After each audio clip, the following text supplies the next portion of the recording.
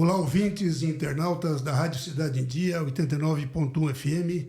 Estamos com mais uma edição de Visão 2030, uma cortesia do Grupo Catarinense de Rádios e com uma deferência toda especial do jornalista Denis Luciano, a quem nós já antecipamos o nosso agradecimento. Nós hoje vamos abordar no Visão 2030, né? Lembrando que esse nosso podcast ele vai ao ar pelas ondas da Rádio Cidade em Dia e pelo canal do YouTube Rádio Cidade em Dia. Estará disponível a partir de sexta-feira e no sábado também no canal do YouTube. Nós sempre abordamos assuntos que se referem à Agenda 2030 da ONU. A Agenda 2030 da ONU ela é um pacto amplo entre as 193 nações que são membros da Organização das Nações Unidas e que foram signatários dessa Agenda 2030. A Agenda 2030 ela é operacionalizada a partir dos 17 Objetivos de Desenvolvimento Sustentável, das 169 metas que constituem esses objetivos e, atualmente, 253 indicadores. Falo atualmente porque, constantemente, esses indicadores podem ter alteração, normalmente para mais, porque o grupo de estatísticos de alto nível que fazem parte das Nações Unidas, eles estudam permanentemente para verificar o que pode ser feito para melhorar ainda mais a Agenda 2030. Eu tenho o prazer de ter aqui comigo hoje o Pedro Henrique Hilário, né, que está aqui comigo. Depois o Pedro se identifica, né? E tem aqui também comigo o Luciano Antunes, duas pessoas que têm um trabalho muito interessante no que diz respeito a alguns temas que ainda são tabus.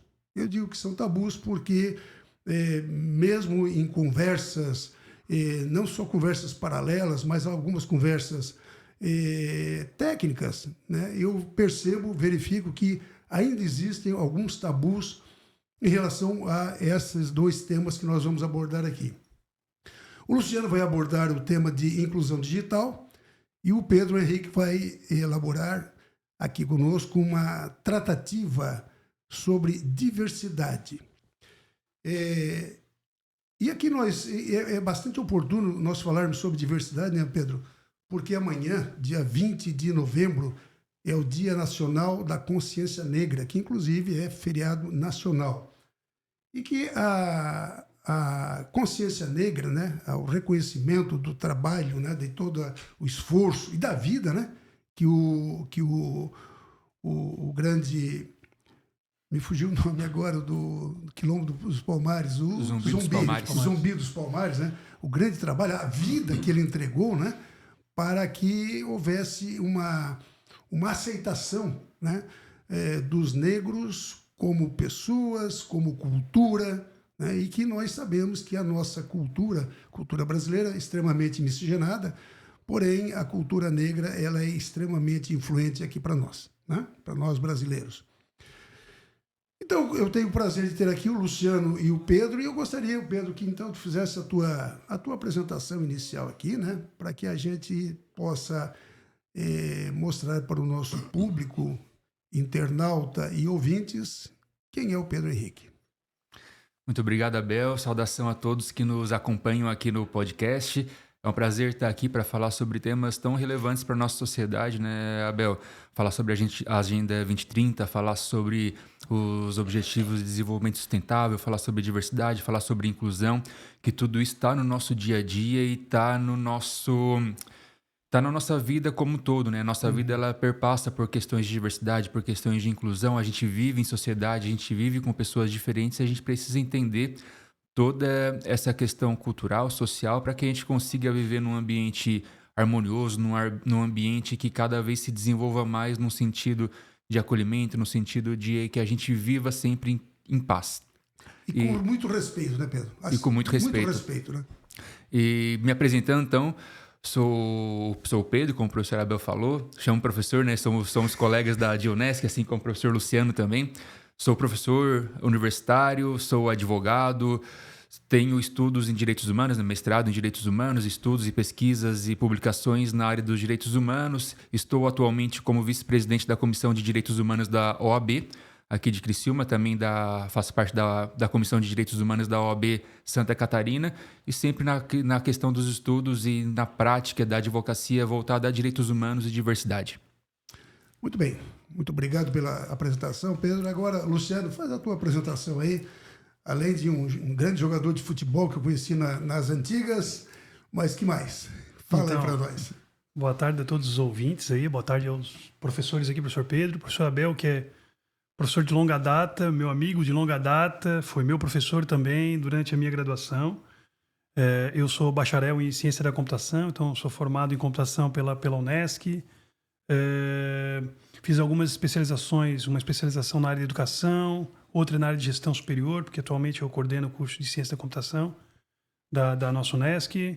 Tenho mestrado e doutorado em engenharia e atualmente eu estou fazendo pós-doutorado em tecnologia da informação na Universidade Federal de Santa Catarina. Também atuo, assim como o professor Pedro, como o professor Abel, na universidade, na Unesc. Então, atuo com ensino, pesquisa e extensão, motivo a qual estamos aqui hoje, pelo projeto de extensão, trabalho de extensão que a gente vem desenvolvendo na nossa parceira APAI de Criciúma, pode ser estendido para outras APAIs também da região, depois a gente vai provavelmente falar sobre isso.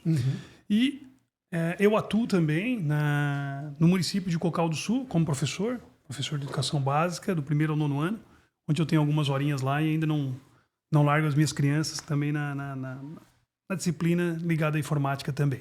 Isso é um pouquinho aí do meu perfil. Perfeito. Vamos então aos temas que nós vamos abordar hoje, né? E, professor Pedro, ainda existe muita dúvida, vamos ser assim mais brandos, vamos chamar de dúvida, né? Sobre o que é diversidade, qual é o significado de diversidade, o que a diversidade abrange, né? Então, dentro dessa visão de direitos humanos, como é a sua especialidade, né? Fala um pouquinho sobre diversidade. Eu tenho certeza que o nosso público, tanto os internautas quanto os nossos ouvintes, ainda tem também muitas dúvidas, como eu confesso que eu também tenho. A questão da diversidade é uma questão muito ampla, né, professor Abel?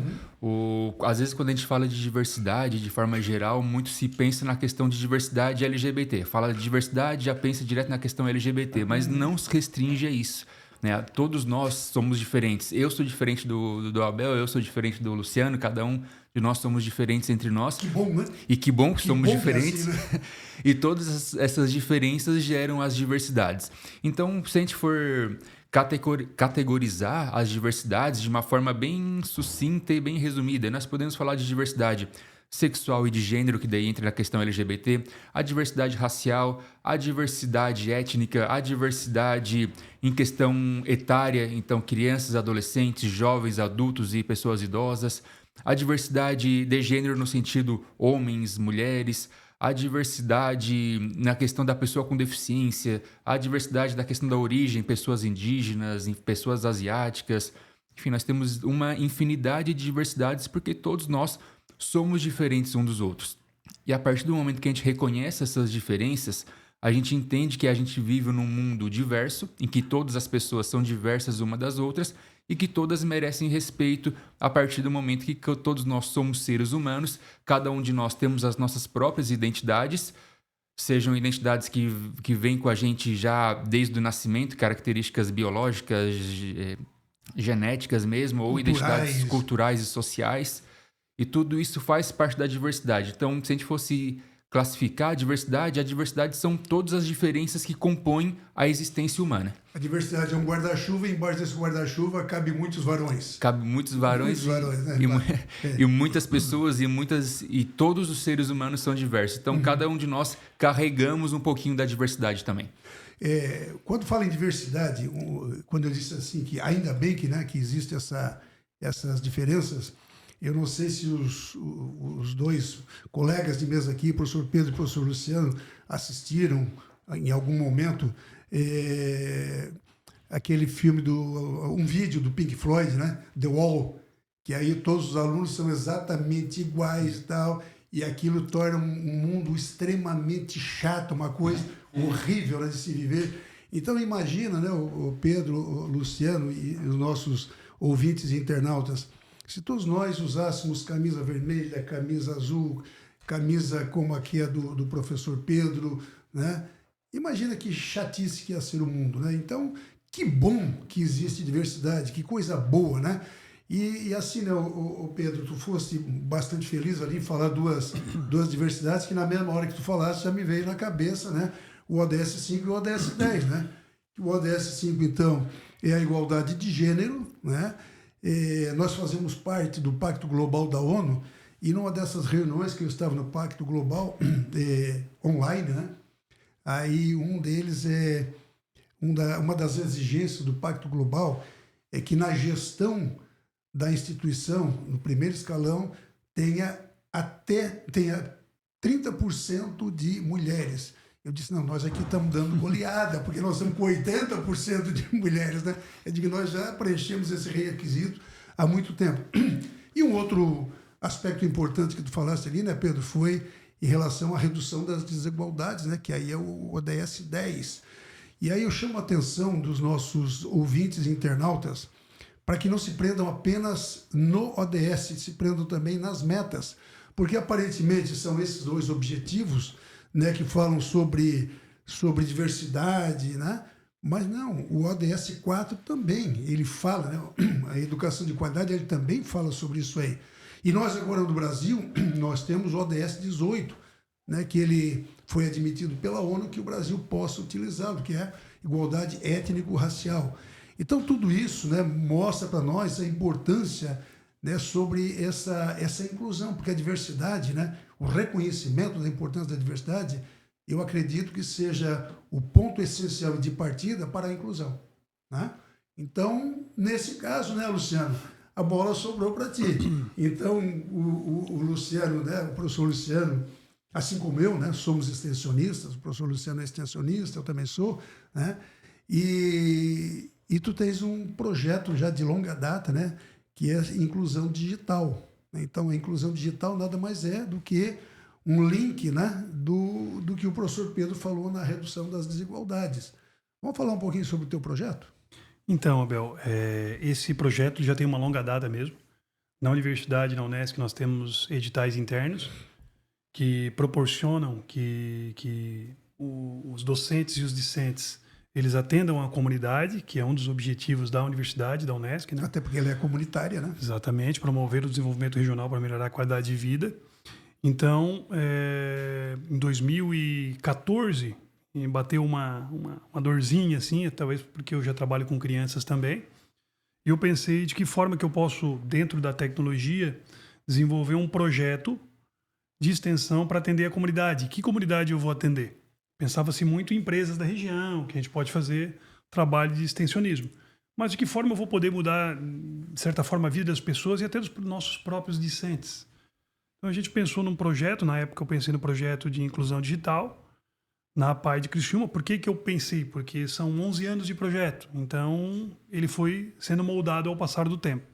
Então em 2014 nós lançamos o projeto, ele tinha como um objetivo principal, isso mesmo, inclusão digital. Ir até a instituição, ir até a APAE de Criciúma, que é a nossa parceira já, há 11 anos, e por meio dos nossos acadêmicos, desenvolver aulas de informática para proporcionar o acesso à tecnologia dos estudantes da APAE. Uhum. Então, os estudantes da APAE têm uma faixa etária que vai de 0 a 60. Então, é uma turma bem eclética em termos de idade. Onde a diversidade prevalece de forma exponencial. Uhum. Né? Porque nós temos faixa etária, nós temos gênero, nós temos uma série de diferenças entre as diferenças de graus de as diferenças de deficiência, graus de deficiência. Exatamente, não é aí parafraseando não tem um padrão, né? Tu acabou de falar do The Wall, do Pink Floyd, é perfeito, porque lá especificamente eu não consigo, não tem jeito. Eu tenho que fazer um plano de aula para cada aluno. Uhum. Não posso fazer um plano de aula, posso ter um plano maior, mais global para uma turma, mas eu tenho que atender a especificidade de cada um. Uhum. Eu digo isso, Abel, porque começou desse jeito, com aulas de informática, né? Trabalhando com alguns depois com redes sociais, com celular, para eles terem acesso à tecnologia e para serem, de uma certa forma também, alguns deles podem ser inseridos no mercado de trabalho. Isso facilita a vida deles também. E poder constituí-los como cidadãos da nossa sociedade. Então isso também foi um dos objetivos do projeto que começou lá em 2014, mas como eu falei, né, dando um spoiler, teve várias nuances que daqui a pouco a gente conta mais um pouquinho. Sobre isso aí. Então nós estamos aqui no ar, na Rádio Cidade em Dia, né, pelo canal do YouTube e pelas ondas 89.1, apresentando o nosso podcast Visão 2030, né, que é uma cortesia do Grupo Catarinense de Rádios. E vamos voltar ao professor Pedro. Professor Pedro, como membro, né, como uma pessoa representativa dos direitos humanos na Ordem dos Advogados do Brasil, fala um pouquinho sobre a atuação da OAB na defesa dos direitos humanos, né, que é uma forma também de fazer com que essa diversidade seja respeitada. Fala um pouquinho para nós sobre isso aí, então, por favor. A OAB, ela é uma instituição que ela representa a democracia e a cidadania no nosso Brasil, né, no nosso país. Dentro da própria Constituição Federal, a advocacia ela já está representada. Então, se a gente for pegar a Constituição Federal ela fala sobre as questões tanto direitos fundamentais, fala sobre a organização do Estado, a organização dos poderes e fala também sobre o Poder Judiciário e dentro lá da parte que fala sobre o Poder Judiciário, o Ministério Público e tudo mais, traz a advocacia. Então, a advocacia a gente vê que é basicamente a única profissão privada que está prevista lá na Constituição Federal, dada a relevância da advocacia para a sociedade. Então, a gente fala que a advocacia ela é indispensável para a justiça, a advocacia é indispensável para a democracia e para a cidadania. E a Ordem dos Advogados do Brasil, como uma organização que representa não só os advogados, a gente fala que ela não é uma mera entidade de classe, a OAB. A gente fala que é uma entidade de classe, mas também ela vai muito além. Ela é um órgão que representa a sociedade de forma geral. Então, por exemplo, a OAB, tanto a nível regional aqui, Criciúma e região, como estadual, como nacional, tem as comissões de direitos humanos, regional, estadual e federal. Cada comissão de direitos humanos atua dentro da sua área. Área de abrangência. Da sua área de abrangência. Então, aqui em Criciúma, por exemplo, a gente tem a nossa comissão de direitos humanos, a gente atua junto à comunidade. Se tem algo relevante que acontece lá ou no presídio regional de Criciúma, que é o famoso presídio de Santa Augusta, ou na penitenciária, a comissão de direitos humanos da OAB ela é chamada para resolver algum problema que tenha. Por exemplo, houve rebelião há uns 2, 3 anos atrás, a Comissão de Direitos Humanos da OAB foi acionada para estar presente. Houve uma manifestação agora a nível nacional da questão das pessoas em situação de rua.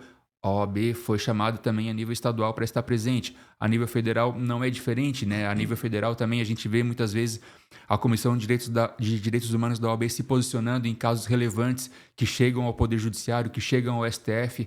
A OAB vai lá e se posiciona em relação a isso. Então, a OAB ela tem uma atuação bem forte na defesa. É uma teia de aranha. É uma teia de aranha e está presente em todo o Brasil, né? Na medida das suas possibilidades, mas ela tem essa característica de ser um órgão que representa a cidadania e a democracia também. E eu sou prova do que o professor Pedro acabou de falar, porque no dia 24 de outubro, que foi o dia da ONU, a ONU é comemorada, o seu aniversário da ONU é 24 de outubro. Eu fui convidado pela OAB Santa Catarina, fiz um podcast em Florianópolis, na sede lá da OAB, falando sobre exatamente, né, a importância da Agenda 2030, né?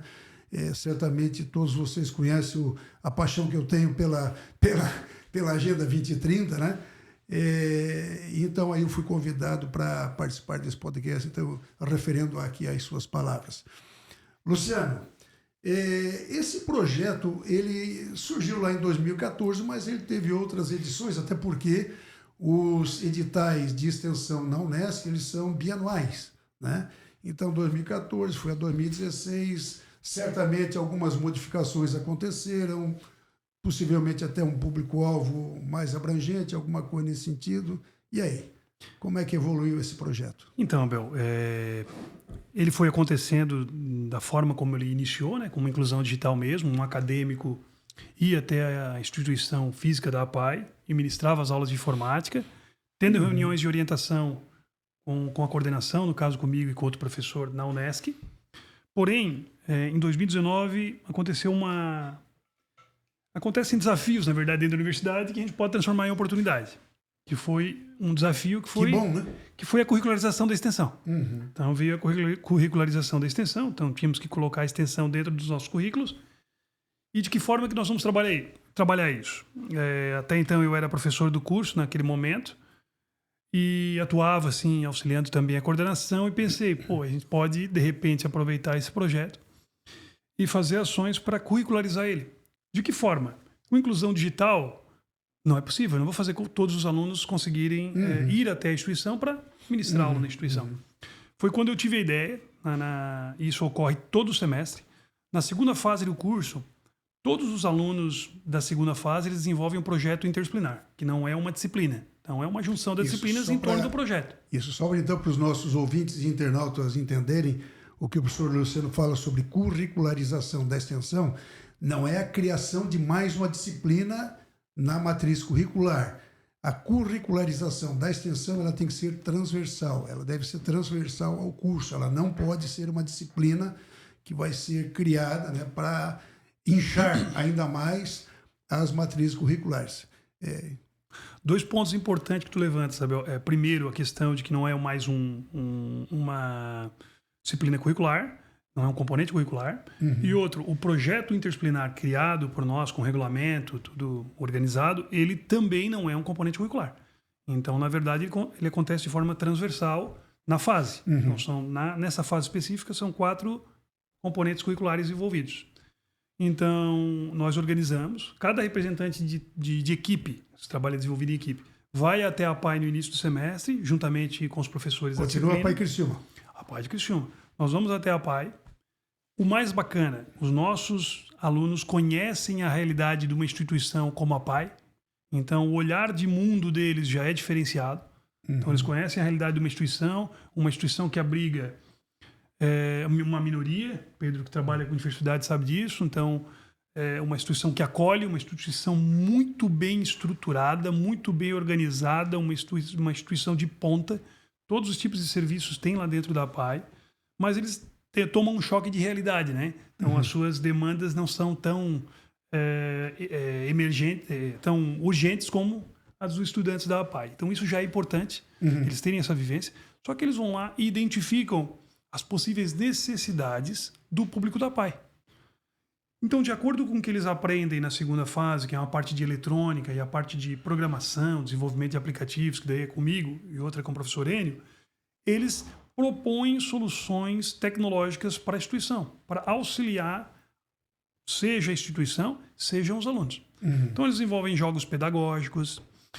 Nesse último semestre foi desenvolvido uma aplicação para comunicação aumentativa e alternativa, para crianças com TEA. Tem crianças com TEA que não são verbais.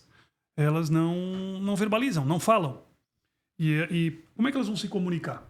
Então, nas salas, as professoras têm uns cartões físicos que eles vão encaixando. O que os alunos pensaram? Eu vou desenvolver isso com um protótipo físico, um protótipo eletrônico. Então, eles desenvolveram um protótipo eletrônico, onde o aluno pega uma cartinha com a mão, ele passa num leitor RFID e o leitor RFID verbaliza para ele. Então, quero comer, quero ir no banheiro. Então, isso facilita a rotina de sala de aula. Então, são coisas muito pequenas que para nós... Para nós pode ser pequenas, para eles são muito peculiar, grandes. só que para eles faz uma diferença enorme, né? E outros jogos são desenvolvidos, jogo de memorização, iniciação aos números. Então, são todos jogos que têm um protótipo físico e tem uma interação eletrônica e programação. Então, todo semestre isso é desenvolvido. Desde... que é uma história bem interessante. Isso começou em 2019-2.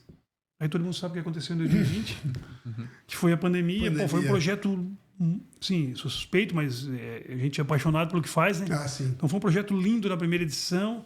Nós pensamos, agora todo semestre isso vai acontecer, veio a pandemia.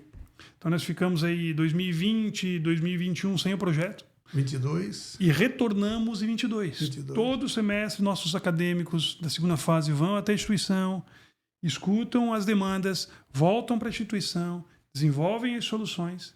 No final do semestre, eles fazem a apresentação para os professores. No início do próximo semestre, nós retornamos à instituição e fazemos a entrega. Então, esses protótipos estão rodando lá dentro da instituição, funcionam lá dentro da instituição. Inclusive, esse que eu falei agora de comunicação aumentativa para o TEA, ela pediu para entrar na linha de produção, para fazer mais, para poder atender as demais salas. Sim. Então, Ô, professor Pedro, então nesse depoimento aqui do professor Luciano, né, isso é uma maneira de inclusão, né, e que vai ajudar na diversidade, né? Pessoa que não consegue verbalizar, né? Então tem esse tipo de inclusão, né? Que legal que nós, né, como universidade, conseguimos dar esse auxílio, né, esse apoio à sociedade, né? Principalmente pelo fato de que a nossa universidade, a Unesc, ela é uma universidade comunitária, né? Então ela procura exatamente estar sempre em sintonia com tudo, inclusive com o Criciúma Esporte Clube, né? Sempre em sintonia com o Criciúma Esporte Clube. Ô Pedro, eu vou me permitir chamar de Pedro e Luciano, né? Porque nós estamos aqui de uma maneira mais informal, levando esse conhecimento, né, ao nosso público, tanto internautas quanto ouvintes, né? Ô Pedro, e nessa teia de aranha da diversidade, né? Então a gente falou ali sobre a questão de faixa etária, de LGBT, enfim, né? De tantas outras coisas, né? De deficiências, etc. Tal. Onde aparecem as maiores demandas dentro da diversidade que a OAB necessita interferir ou toma a iniciativa de interferir? Se a gente for pegar para ver, tem várias frentes da questão da diversidade e chega até a OAB, né? Então, a gente já fez ações relacionadas à questão de garantia de direitos para as pessoas LGBTs. A gente também fala bastante sobre a questão da população em situação de rua aqui na região. A gente ultimamente não tem tido tanto contato, mas a gente, via de regra, a gente tem contato também com a assistência social do município para planejar ações, entender melhor também as ações da assistência social do município junto às pessoas em situação de rua. Nós também temos questões que chegou para a gente, inclusive, agora eu me lembrei, faz uns 2 meses chegou um caso de uma denúncia de um rapaz que tinha sofrido homofobia no trabalho. E aí, quando tu estava falando dos ODS ligados à questão da diversidade, a gente fala também sobre trabalho decente. Né? Isso, o ODS 8. Que também tem essa questão ligada ao trabalho, porque existe também uma discriminação no trabalho também. A gente fala bastante sobre a proteção das pessoas no ambiente de trabalho.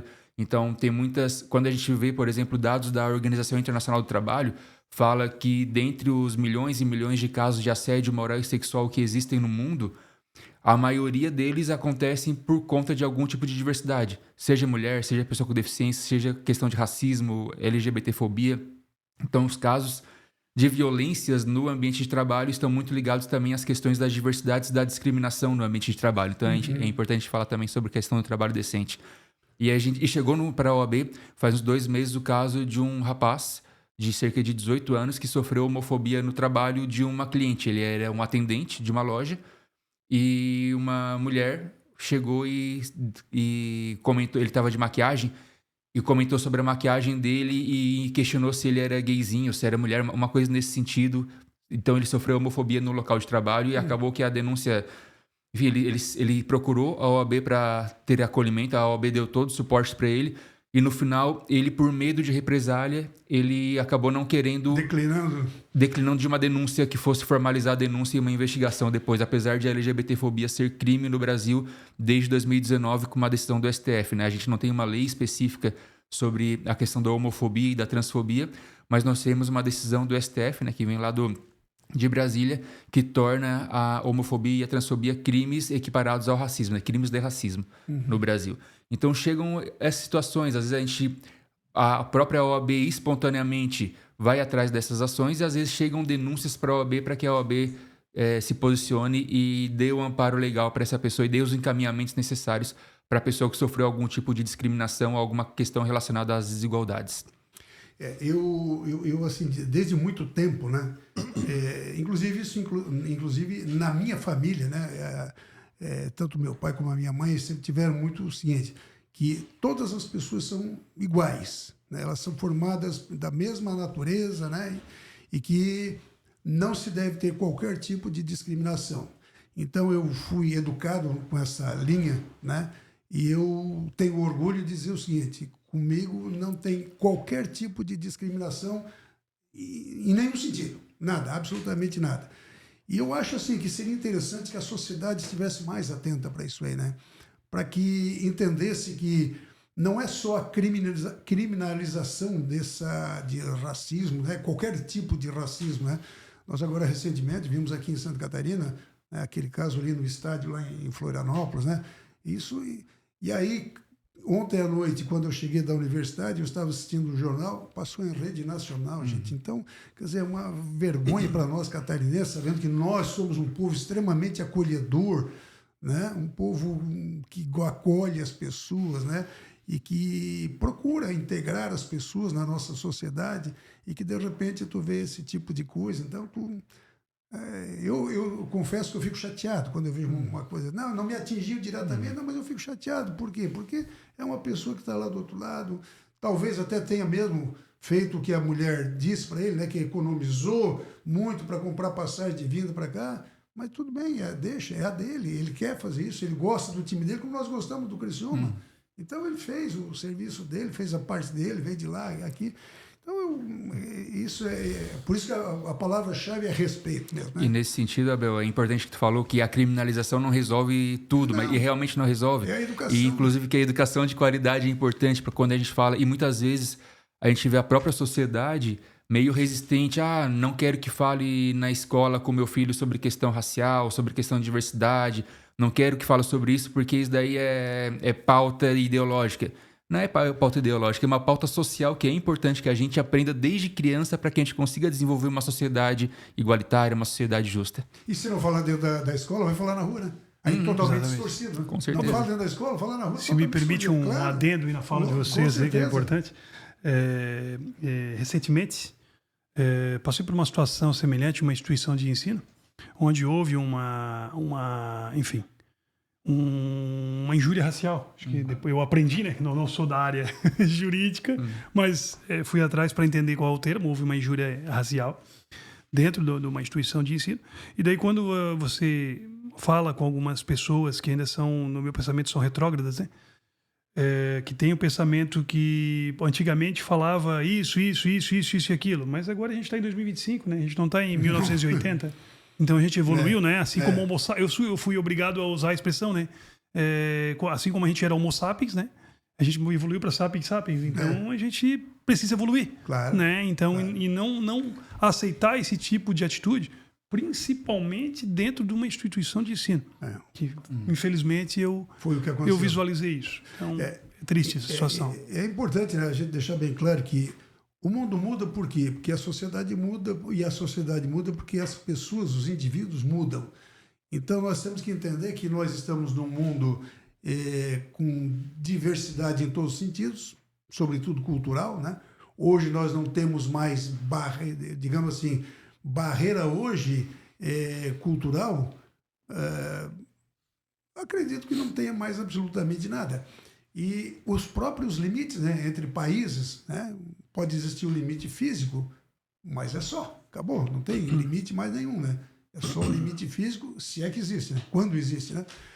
Enfim, e assim, ô Pedro, eu gostaria de puxar aqui novamente para ti, porque eu, inclusive, com todo propósito, os nossos internautas gostaria que olhassem aqui, né, o que eu estou empunhando, né, que é toda a formalização do processo de construção do 18º objetivo adotado aqui pelo Brasil, que é a igualdade étnico-racial. E foi bom até, Luciano, tu fazer essa intervenção, porque é exatamente nesse ponto que eu gostaria de puxar agora para o professor Pedro, né? Porque eu acredito, Pedro, que seja essa uma das principais lacunas, né, que nós temos em termos de diversidade, né? Por exemplo, aqui em Criciúma, eu não sei exatamente qual a divisão em termos de etnia, mas nós temos aqui uma população negra, parda, bastante elevada, né? E todos nós, graças a Deus, convivemos muito bem com essas pessoas, né? Agora, recentemente, eu convidei para participar aqui comigo a professora Normélia e a professora Janaína, né, que estiveram aqui comigo, e deram um show em termos dessa questão de diversidade, em termos de etnia, né? E aí, Pedro, lá na OAB, chega muito disso aí, esse racismo, essa intolerância, eu vou dizer assim, não vou falar racismo, eu vou falar intolerância racial, essa discriminação absurda, né, que nós temos. Chegam casos, inclusive já houve casos de violência policial que chegou até o nosso conhecimento contra pessoas negras, que a OAB teve que fazer a intervenção por meio da Comissão de Direitos Humanos também. A gente vive numa sociedade, né, apesar de, teoricamente, no papel, houve a abolição da escravatura lá em 1888, a gente não houve uma integração das pessoas negras à sociedade. Então, simplesmente houve a promulgação lá da Lei Áurea, e aí a população negra que era escravizada foi deixada ao relento, foi jogada, e não houve nenhum tipo de integração à sociedade. Então, a gente vê os reflexos do racismo desde muitos e muitos e muitos anos. Então, até hoje, a gente ainda vê muitas questões do racismo na nossa sociedade, são muito fortes e acontecem e chegam na OAB. Mas é importante a gente ver também que cada vez mais a gente tenta fazer uma promoção da conscientização também. O racismo já é crime no Brasil desde 1989, com a lei do racismo, mas só a criminalização não resolve. Então a gente tem que pensar em questões culturais, educacionais, sociais, para a gente superar as barreiras do racismo também. E é importante a gente citar alguns exemplos práticos sobre a questão da gente tentar ultrapassar as barreiras do racismo. Então, se a gente está falando em projetos da própria universidade, né? Na universidade hoje nós temos o programa Equidade Racial, que traz bolsas para pessoas negras, para a gente conseguir incluir cada vez mais as pessoas negras na educação superior, porque a gente vê que a população negra é a maioria, mais de 50% das pessoas do Brasil são pessoas negras, mas são as minorias na educação superior. Então, onde que a gente está falhando nesse momento, né?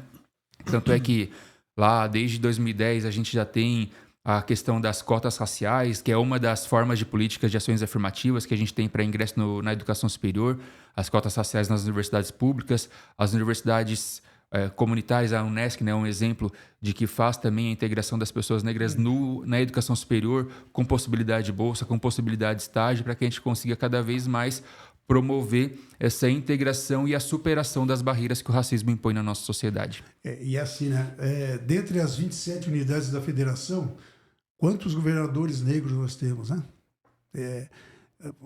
Tudo bem, mas vamos pegar aqui o nosso, né? Quantos prefeitos negros nós tivemos, né? E sabemos, reconhecemos que aqui em Criciúma nós temos uma população negra bem densa, né?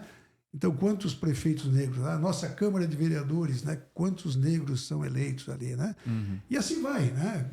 Se a gente for aqui em Santa Catarina, quantos governadores negros nós tivemos, né? Parlamentares. Eu não sei se teve alguém depois da Antonieta de Barros. Eu não sei se teve alguém depois. Eu não lembro de ter conhecido alguém, né? Apesar de eu não ter sido contemporâneo da Antonieta de Barros, né? Mas que a gente conhece da história foi ela. A nível nacional, a gente vê também, a nível nacional a gente tem ainda mais uma proporção de pessoas negras a nível nacional. A gente pega lá no STF, por exemplo, quantos ministros negros nós temos? Hoje nós não temos nenhum. Nenhum, né? Nós tivemos o Joaquim Barbosa há tempos já. Assim, mulheres também, temos uma mulher hoje, que é a Carmen Lúcia, de 10 homens, todos brancos, todos... Qual que é a diversidade que a gente tem nesses espaços de poder? Parece que padroniza a coisa, né? Padroniza. Parece que padroniza a coisa. Então, Luciano, e dentro dessa inclusão digital, né? Chegamos aqui a 2019, nós tivemos aquela pausa em 20, né? Em função da pandemia, que ceifou vidas de amigos nossos, né? Inclusive de um grande advogado, amigo nosso lá da Unesc, né? O João Carlos, de saudosa memória, que felizmente era, né? Era negro, né? Felizmente, então, e era uma pessoa de altíssimo nível, né? Uma pessoa com um reconhecimento enorme, tanto dentro como fora da universidade, né? Então, né, eu gostava muito do João Carlos, a gente tinha uma amizade bastante profunda, né? E ele era uma pessoa, né, fantástica, né? Quem teve o prazer de conhecer o João Carlos, né, o falecido João Carlos, só vai ter boas memórias dele, né? Duvido que alguém não tenha boas memórias do João Carlos. E aí, em 2022, né, Luciano, retoma a ressaca da pandemia, e aí, vida nova. Mas antes de passar para essa nova fase do projeto, quantas pessoas a Pai de Criciúma atende?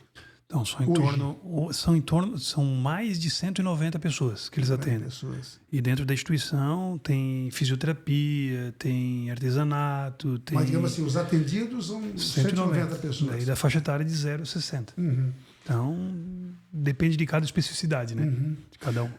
Ô, Luciano, e assim, ó, ainda sobre a questão da diversidade, levando aí para a inclusão digital, essas pessoas que são atendidas pela PAI e que têm uma faixa etária mais elevada, como é que é esse relacionamento lá? Porque eu não sei se a partir de uma determinada faixa etária isso agrava ou não agrava, ou se permanece estável, não tem conhecimento disso aí? Não é muito da nossa área, da saúde, não é o nosso né? chão, né? Mas o que acontece, Abel? Geralmente as pessoas de uma faixa etária um pouco maior, então as deficiências específicas de cada uma, elas estão relacionadas a síndrome de Down, ou uma deficiência intelectual, ou uma deficiência física. Né? Então eles frequentam espaços de trabalho dentro da PAI diferenciados. Né? Então, quem tem uma deficiência física, dependendo se o cognitivo é preservado, ele frequenta um outro espaço. Mas geralmente quase todo grupo tem deficiências intelectuais. Né? Todo grupo tem deficiências intelectuais mais elevadas. Mais elevadas, né? Sim, sim. Então, mas o convívio com eles é muito sadio. Todos eles são muito amigáveis, dóceis, eles carecem de atenção, carinho e apoio da sociedade. E é isso, claro, a gente tem isso, né? É muito bonito, né? Então, até peguei a carona com vocês ali, é muito bonito. Eu acho que nós somos privilegiados, porque a gente vem de uma instituição que pensa em todas as pessoas como pessoas. Então, infelizmente, a gente prega tudo, tenta trabalhar com a prevenção, mas a gente sabe que, na realidade, infelizmente, a batalha é árdua e grande, né? A gente está muito longe de vencer essa batalha, mas a gente não vai desistir. Não. Então, os preconceitos raciais, preconceito com deficiência física, mental, contra deficiência em geral, né? Hoje, nas instituições superiores, por exemplo, nós estamos recebendo cada vez mais pessoas com alguma particularidade, né? Cada vez mais a gente vai ter que se afastar do DEUAL, né, Abel? Cada vez mais a gente vai ter que se afastar do DEUAL. Isso, que bom. Muito mais, porque é quase uma educação personalizada, porque cada um hoje, todo mundo já tinha, né? Cada um tem uma particularidade. Então isso é muito difícil. Aproveitando a questão de poder promover um pouco de inclusão dessas pessoas, não só a questão digital, mas teve uma inclusão de cidadão. A gente está atendendo as demandas da PAI agora, tem um projeto, digamos, guarda-chuva, mas aparecem as demandas. Então, como a gente tem contato com a direção, eu preciso de um software, uma aplicação para fazer uma votação online. E quem vai votar são os alunos da PAI, porque eles vão escolher os representantes deles, de autossegurança, um termo assim, eu não lembro qual é o termo. E escolheriam um representante masculino e feminino. Mas não dá para fazer uma urna, tem várias aplicações de urna disponíveis na web, gratuitas, mas umas tem que colocar e-mail, não tem que fazer login, e para eles é uma coisa mais complexa. Então a gente tinha que fazer algo mais, enfim, com uma acessibilidade maior para eles. Então na hora que ela passou, eu disse, não, eu assumo. Daí eu mesmo peguei, eu desenvolvi uma aplicação, uma urna eletrônica, onde as fotos estavam na telas e era sensível ao toque, né? Então a gente colocou a urna eletrônica numa TV, claro que essa TV protegida, né? Então eu desenvolvi a casca da aplicação, entreguei para o nosso discente, o nosso bolsista do projeto, e ele terminou de colocar as fotos e a gente fez uma votação eletrônica na PAI de Criciúma. Pelo toque? Pelo toque, onde tela. cada aluno ia até a urna, acessava a televisão, votava ali, ou masculino ou feminino, e foi um sucesso. Assim, eles se sentiram muito incluídos no processo mesmo. Né? Eles escolheram os representantes deles de forma sigilosa, então cada um pode expressar sua opinião, Mais uma vez expressar democrática, né, Pedro? Mais uma vez democrática, né? E expressou a sua cidadania, foi democrático, então foi um processo muito lindo, em que a instituição ficou muito satisfeita, vai utilizar para os próximos episódios aí, eu acho que foi muito bacana e foi muito gratificante, algo muito simples para nós, mas que faz uma diferença para eles enorme. Quando tu falavas ali, Luciano, sobre eles são extremamente amáveis, dóceis, né? Como eu tenho projeto também de extensão, um deles é no bairro da Juventude, e lá, no ano passado, não, no ano anterior, 2023, nós fazíamos com o CEP, né, que é o Centro de Educação Profissionalizante, e cada ano a gente muda para um dos atendidos lá, né? E há 2 anos nós estávamos com o pessoal de panificação, de cozinha industrial. E aí, num dos dias, foi um grupo da APAI lá, né, fazer a visita para ver como é que funcionava o laboratório de cozinha industrial e tal, né? E aí o pessoal do bairro da Juventude, né, do CEP, tinha preparado umas mini pizzas para eles levarem para fazer uma comemoração deles, alguma coisa assim, né? E sanduíches também. Gente do céu, que coisa, que amáveis, né? Eles abraçavam assim com carinho, com uma dedicação, com uma docilidade, né? Enfim, então realmente isso aí é algo que chega assim nos tocar muito profundamente do ponto de vista emocional, né? Porque a gente está fazendo alguma coisa, né? Que procura quebrar um pouco essa barreira, né? De marginalizar qualquer tipo de diferença que exista na sociedade. Abel, duas situações me fazem lembrar aqui, né? Uma é um ensinamento bíblico, né? Se tu quer ser maior, tu serve, né? Quanto mais tu servir, maior tu vai ser. Sim, então a gratificação é muito maior para nós que estamos desenvolvendo a atividade do que para eles. Com certeza. E o fato de os alunos irem até a instituição e sentirem a instituição, verem as diferenças com seus olhos, causa uma empatia neles, que traz um diferencial para a formação deles que eu não consigo dentro da instituição. E assim, eu corroboro com o que tu acabas de falar, Luciano, e assim, Pedro, como esse meu projeto no bairro da Juventude eu já tenho há 15 anos, né? Então tu passa por diversas situações após terminar a tua participação com aquela turma, né? E agora, há um tempo aí, sei lá, 2019, 2020, sei lá, eu fui numa loja aqui, na época de Natal, para comprar presente de Natal e tal, e cheguei lá, a atendente olhou para mim e disse assim, tu não és o Abel? Eu disse, sou. Eu participei do teu projeto no bairro da Juventude. Sim, que bacana. Eu estou agora defendendo o meu TCC no curso de Economia da Unesc e vou exercer a profissão de economista. Então, tudo isso chega a dar um arrepio, né, quando tu escuta esse tipo de coisa, né? Então, são formas de nós darmos a nossa contribuição para a sociedade. Mas, Pedro, nós falamos aqui em termos de diversidade, falamos aqui na questão racial, falamos no LGBT, falamos aqui na questão de moradores de rua, né, de situação de rua, injúria, né? Injúria. E que mais chega para vocês lá na sessão, na OAB, né, aqui de Criciúma, em termos de direitos humanos? O que nós, além desse aqui, deve ser os mais evidentes, né? Esse aqui.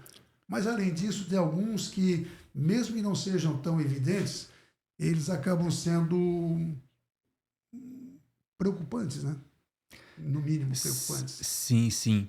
Ali, a gente sempre procura fazer uma orientação ali na OAB, né? Ali nós não... Acabamos que nós não atuamos como advogados daquela pessoa que procura a OAB para... direciona, né? Mas nós direcionamos, orientamos, e a gente busca fazer isso também por meio de eventos, por meio de capacitações. Então, a gente faz, por exemplo, Há pouco tempo a gente fez um evento sobre promoção da igualdade. A gente fez o Encontro Sul Brasileiro de Promoção da Igualdade. Então a gente falou sobre questão racial, a gente falou sobre a questão da pessoa com deficiência. Inclusive, quem foi palestrar sobre a questão da pessoa com deficiência foi o professor Reginaldo, ali da Unesc, né? Que ele trabalha com essa questão também.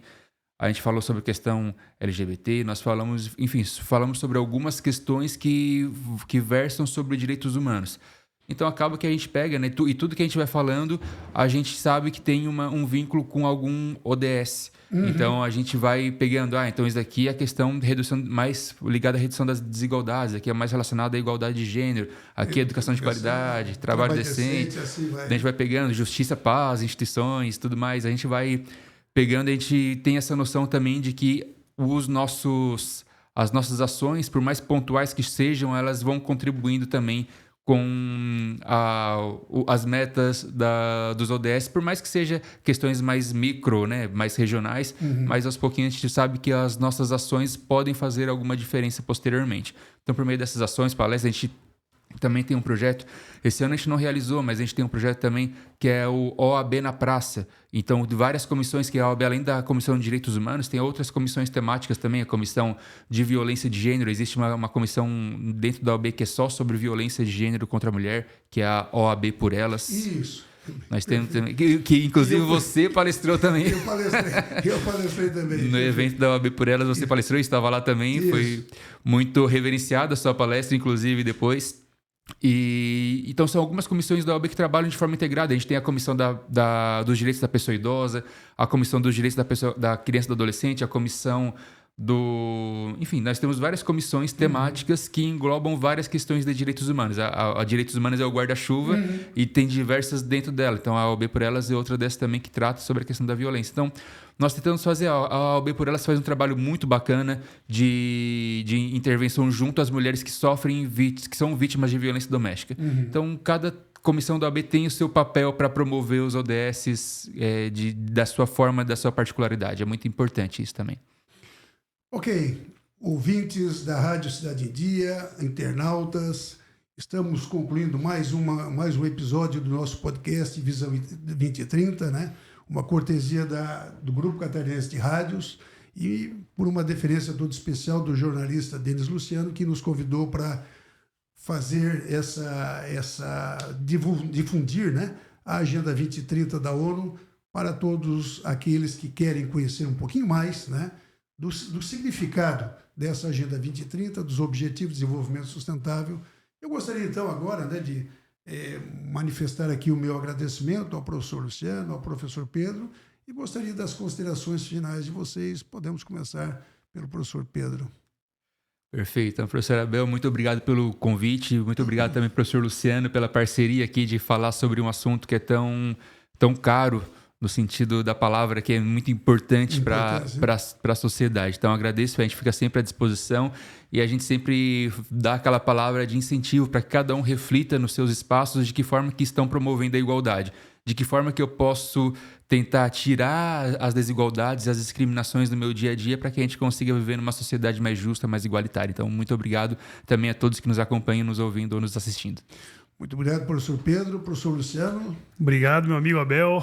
Obrigado ao professor Pedro também, nossos colegas aqui da instituição, da Unesc. Sempre um prazer poder falar de temas tão relevantes, né?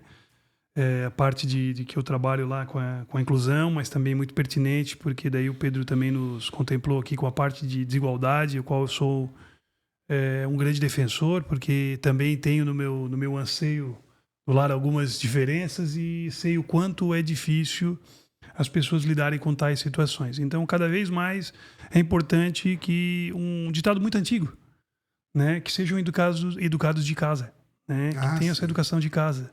Então, se cada vez mais as pessoas se conscientizarem em casa, a gente não vai precisar fazer o trabalho na universidade ou em outros espaços. Então, seria isso. Um abraço a todos aí.